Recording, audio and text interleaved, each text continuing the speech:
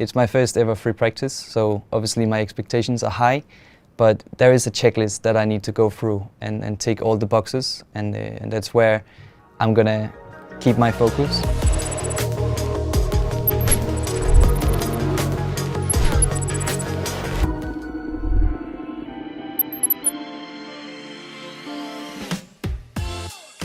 To complete a Formula One free practice session is an incredible opportunity for me. It's something I've worked for a very long time, since I joined the Mercedes Junior program. It's taken a lot of work in the simulator, both in F1 but also in F2, getting the right results to get here.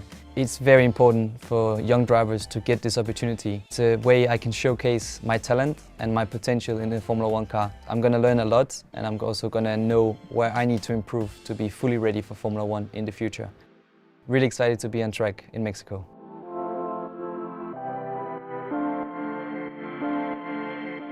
By regulation, since 2022, all Formula One drivers have to give up their seat for one practice session during the season, allowing upcoming talents to step in. Outside of the winter test, there's not really opportunities for these rookies to step in the Formula One car, so it gives them an opportunity to show their talent. At the beginning of the season, we need to get to grips with our own car as much as the young drivers need to get up to speed with their own championship. Naturally, that offsets these FP1 sessions for them later in a calendar. Adding to this, there are also preferences from Formula One drivers to which track they prefer to give up one session. It's also fair to say that for the young driver, they would prefer to fit into an event where they're not actually racing in their own championship. Mexico offers a nice opportunity between Monza and Abu Dhabi for Fred to step in. So to prepare a rookie for the real car, ultimately there is a lot we could do, but also a limited amount we could do. Things like familiarising themselves with the track, working with the engineers they'll be working with on track, and also going through all the procedures on the car, so switch changes, what they do for a race start, things like that. We can all replicate in the simulator. So for Fred, for example, for his Mexico FP1 outing, we've got a session prepared with George's race engineer so that he can go through all the comms, all the language that they use, get ready for that. And then also he'll be helping us do our pre-event work, so he'll get a feeling for the test items we'll be running on track, what they feel like in the sim versus in real life, and then ultimately when he comes back into the sim after the real world outing, he can tell us how accurate the sim is.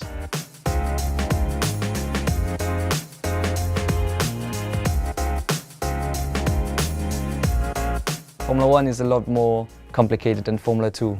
Just the way you have to speak to the engineers, the terms they use is different. So becoming a part of the team and really learning everything as quickly as possible is really important. So I'm spending a lot of time with the engineers talking about the car, the tires, even the track. So another challenge ahead of Mexico is that I've never driven the track in real life. So the simulator is really important for me to learn every corner and also how the car feels on that track.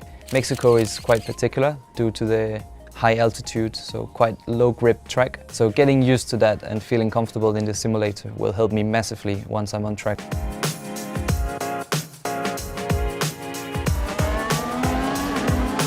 Fred has been in a factory doing a seat fit, allowing him to adjust a little bit the ergonomics with his body shape. It is an important element of setting up for a race weekend and adjusting to his new machinery for one practice session. So to make sure a rookie driver is fully prepared for driving a car, we'll go through a pack of slides with them, which covers all the basics that they need to know. As they become more experienced, we can then add to that, but we really tailor it to the rookie at that time. So for a rookie driver like Fred, probably won't be that long before he's fully up to speed. It can be quite overwhelming to start with, all the information that we give them. So things like what the different strap modes do, what the scenarios do, and how that can change between sessions. Also the different driving style advice that we give them, how to deal with PU temperature management. It can be quite a lot, but Fred particularly is very competent. We're up to speed very quickly, and they actually have quite a lot of capacity to take on this information, so it shouldn't really be an issue in FP1.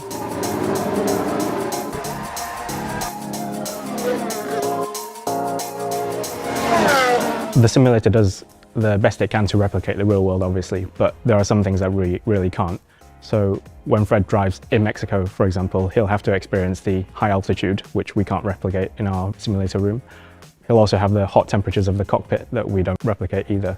So these are the things that he needs the real car to experience. However, everything else, so getting used to the circuit, even knowing the corner numbers, that's something he can practice ahead of time. From a mental perspective, it's really important to do the right work ahead of a free practice in Formula 1. It's my first ever free practice, so obviously my expectations are high, but there is a checklist that I need to go through and tick all the boxes, and that's where I'm gonna keep my focus and really just enjoy the moment and do the best I can.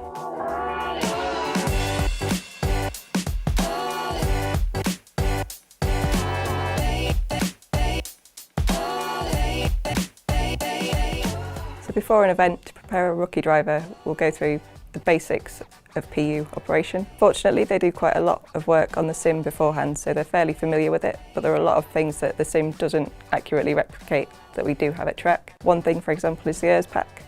There's no high voltage system on the sim for the driver to be concerned about. So our priority there would be the safety of the driver. So we'll run through what we need them to do if there is an issue with the ERS system. Beyond that, it would be looking after the reliability of the PU. So things like temperature management, damage management. There are some driving styles that can be quite damaging for the PU.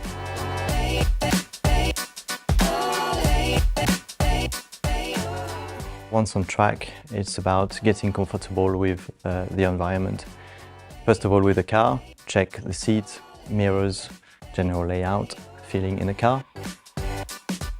As with the race drivers, there will be an opportunity between runs to have a look at the data, discuss with us engineers how we can build up his confidence, progress the speed in a couple of corners maybe, using different tools on board, and adjust the setup to try and progress with our weekend according to the own plan. So from my side, all the physical and mental preparation is one of the most important things as well. The neck needs to be trained a lot ahead of a Formula 1 session. Formula 2 is hard to drive, but the switch to Formula 1 is so big, especially physically, that it takes a lot of weeks, almost months to prepare a session like that. So yeah, I'm eating very well, I'm training a lot, especially the neck. And on the mental aspect, I'm just trying to, find the right expectations. It's not necessarily lap time, but just getting through the day in the best possible way. That's something that's really important for a first time in a Formula 1 car in a free practice.